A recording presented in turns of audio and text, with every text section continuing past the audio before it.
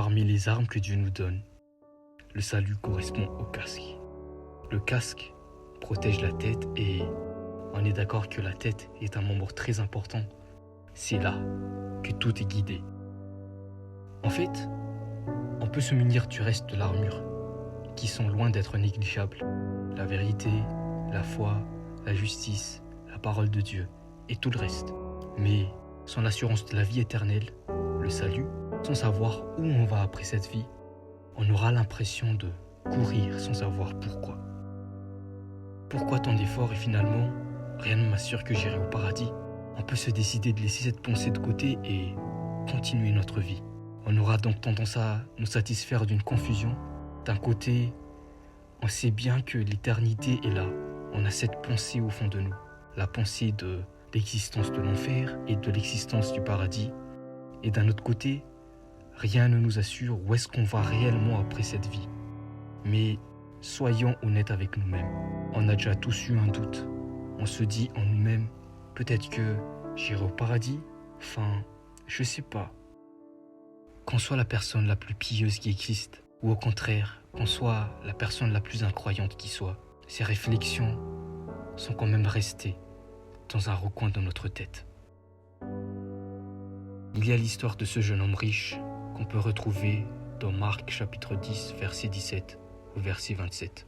C'est un jeune homme qui avait exactement ce questionnement, qui lui aussi faisait beaucoup de choses, mais qui ignorait complètement où est-ce qu'il irait après cette vie. Le passage nous dit, comme Jésus se mettait en chemin, un homme accourut et se jetant à genoux devant lui. Bon maître, lui demanda-t-il, que dois-je faire pour hériter la vie éternelle? Jésus lui dit, pourquoi m'appelles-tu bon? Il n'y a de bon que Dieu seul. Tu connais les commandements.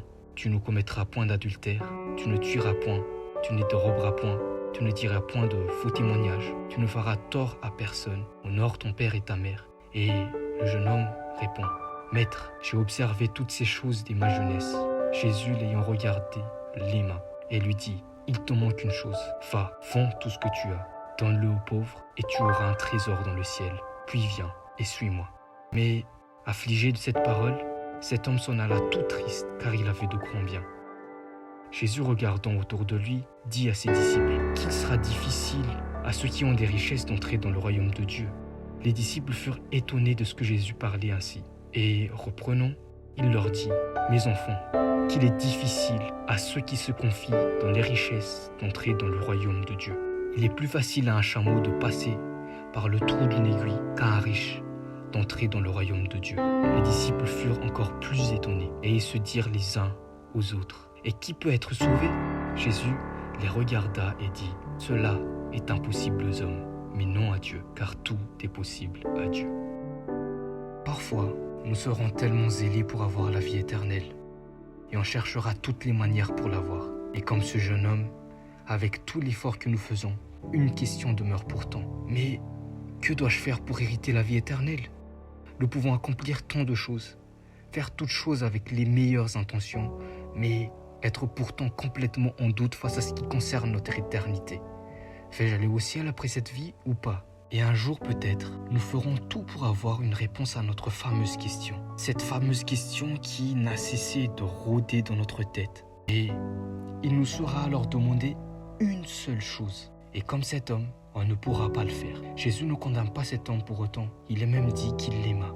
En fait, le cœur de cet homme est comme mis en lumière lorsque Jésus lui demande de vendre tout son bien pour le suivre. Tu vois, peut-être que nous ne buvons pas, nous ne fumons pas, nous évitons les boîtes de nuit, nous ne disons pas de gros mots, nous allons tous les dimanches à l'église, nous lisons la Bible, le Coran ou la Torah, nous prions tous les jours, nous donnons aux pauvres, nous sommes gentils avec les autres, nous sommes fidèles à notre copine ou notre copain, notre femme ou notre mari. Bref, nous essayons de toute notre force d'être une bonne personne.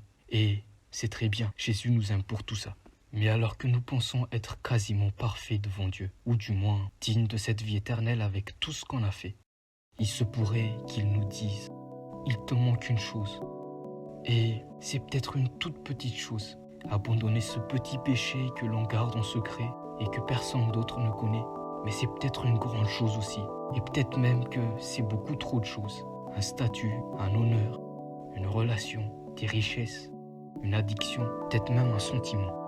Et pendant que Dieu met notre cœur en lumière, on sera peut-être comme cet homme, s'en allant tout triste. Lui qui venait avec toute sa détermination pour avoir sa réponse. Et c'est comme si Jésus lui répondait par « Aime Dieu plus que cette chose qui te tient tant à cœur, ou au contraire, cette chose qui te tient lié. » Vois-tu, cette personne a maintenant la réponse à sa question. Cette question qui lui a valu tellement d'humilité jusqu'à accourir et se mettre à genoux devant Jésus-Christ. Il a déployé tout son courage et ses efforts. Peut-être même que c'était la quête de toute sa vie. Et c'est ce qu'il dit. J'ai observé toutes ces choses dès ma jeunesse. Mais maintenant qu'il a la réponse à sa question, que dois-je faire pour hériter la vie éternelle? Il n'était pas capable de l'accepter, même si c'était tout son intérêt. Je sais, c'est plus facile à un chameau de passer par le trou d'une aiguille qu'il est difficile pour nous d'abandonner ou de faire cette chose. Mais Jésus dit, cela est impossible aux hommes, mais non à Dieu, car tout est possible à Dieu. Peut-être que Dieu te met en lumière une chose qui prend sa place et il te demande peut-être de l'abandonner. Et peut-être qu'au fond de toi, tu le sais bien et tu veux tellement plaire à Dieu, ou du moins tu veux être en contact avec lui. Mais ça te paraît impossible de faire ce qu'il te demande. Tu essaieras de toutes tes forces, mais tu te rends compte que tu es comme ce chameau, essayant d'entrer par le trou d'une aiguille. Dis-lui que tu en es incapable, car c'est quand on est au pied du mur que Dieu agit pleinement. Quand on accepte qu'il n'y a plus de solution par notre force humaine.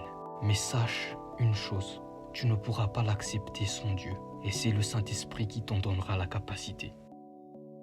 Cependant, ne sois pas troublé, car Dieu est fidèle.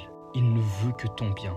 Il voit le meilleur pour toi. Ce combat si difficile de notre vie, Jésus l'a vécu. Il a porté ce fardeau pour nous et il nous dit « Venez à moi, vous tous qui êtes fatigués et chargés, et je vous donnerai du repos. » Et malheureusement, on aura beau essayer de faire tout notre possible pour gagner la vie éternelle, mais on se rendra compte que c'est impossible. Mais tu sais quoi? La bonne nouvelle, c'est que ce n'est ni nos œuvres, ni nos connaissances, ni nos intentions, ni notre bonté, ni nos actes, ni de l'argent, ni notre réussite qui nous sauveront. Ce n'est ni nos incapacités, ni nos échecs, ni nos erreurs, ni quoi que nous ayons pu faire qui feront que Dieu ne nous aimera pas. Car Dieu nous aime tellement qu'il a donné ce qu'il a de plus cher, son Fils unique, pour que l'on ne périsse pas, mais qu'on ait tous la vie éternelle. Cette vie éternelle que Dieu a tellement voulu et désiré. Contrairement à ce qu'on a déjà tous pu penser et à ce qu'on a entendu, ce qu'on aura pu nous apprendre, la vie éternelle n'est pas un salaire. Ce n'est pas le fruit de ce qu'on aura fait de bien sur terre. C'est un don gratuit que Dieu nous donne. C'est quelque chose que nous ne méritons pas, mais qui nous est quand même accordé par Dieu. C'est la grâce de Dieu. Nous avons tous déjà commis le mal, et ce, peu importe qu'il soit grand ou petit, nous le savons parce que notre conscience nous le dit. Nous méritons donc, moi et toi, la punition de Dieu, lui qui est trop parfait pour que nos actes sur terre suffisent à mériter la vie éternelle. Mais, tu sais, Dieu t'aime tellement que la colère qui devait être déversée sur toi et sur moi a été déversée sur celui en qui il n'y a pas eu de péché et dans la bouche duquel il n'y a pas eu de tromperie. Jésus-Christ est devenu cette victime expiatoire, ce sacrifice torturé et mort à notre place. Bien même qu'à la croix, alors qu'on le clouait à ce bois, la phrase qui sort de sa bouche était « Pardonne-leur, Père, car ils ne savent pas ce qu'ils font. » Alors, si tu n'as pas la totale assurance d'avoir la vie éternelle, si tu doutes, ne serait-ce qu'un tout petit peu, va vers Dieu avec ton cœur sincère et tes propres mots. Dis-lui tes craintes, pose-lui tes questions, dis-lui ce que toi seul sais. Dis-lui que tu n'y crois pas. Dis-lui que tout ça c'est de la folie pour toi et que tu as besoin qu'il te montre si c'est vrai ou pas. Va avec ton cœur sincère et avec tes mots. Car crois-moi, ce n'est ni moi, ni ce que je te dis, ni un pasteur, ni un prêtre, ni un saint, ni un imam, ni un rabbin, ni un moine, ni des amis, ni tes parents, ni une église, ni une mosquée, Ni une synagogue, ni une religion, ni personne, ni même un ange ne pourra te répondre à part celui qui t'a créé, car il te connaît. Va là où lui seul peut t'entendre. Va dans ta chambre, dans ton lieu secret, car Dieu regarde au cœur. C'est ce que j'appelle un acte de foi. C'est prendre le risque de se heurter à la vérité.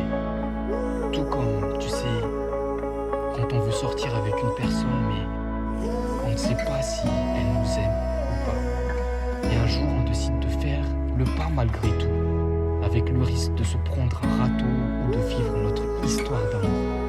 C'est vrai, la vérité fait peur parce que elle stipule qu'on prend le risque d'avoir tort. Et crois-moi, bien que pensant avoir raison sur beaucoup de choses, je me suis rendu compte que j'ai eu tort pendant une très grande partie de ma vie et que j'ai encore énormément à apprendre pour tout le reste. Mais la vérité changera le cours de ta vie. Et si tu as reçu ce salut, cette assurance de la vie éternelle, garde-le. Ne salis pas ta vie passagère sur terre pour risquer de perdre ta vie éternelle.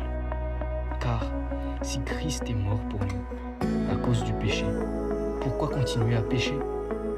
Ne devons-nous pas nous aussi mourir à nos péchés? Et si Christ est ressuscité pour Dieu, ne devrions-nous pas aussi vivre pour Dieu?